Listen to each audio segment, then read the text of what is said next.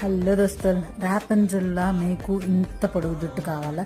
So అయితే ప్రత్యక్ష సాక్ష్యం, మన చైనా దేశంలో వాళ్ళకు కూడా ఇంత లెంతీ హెయిర్ ఉంది.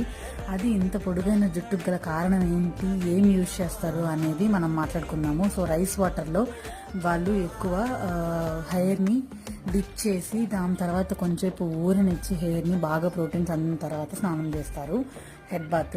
సో అలా కాకపోయినా వాష్ చేసుకోవచ్చు. దాన్ని ఎలా చేసుకోవాలో చేసుకుందాం.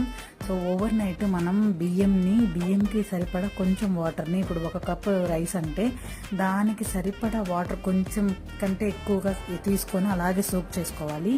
మార్నింగ్కి ఇలా బాగా స్మాష్ చేసినట్టు చేత్తో స్మాష్ చేయాలన్నమాట, బాగా కలపాలి.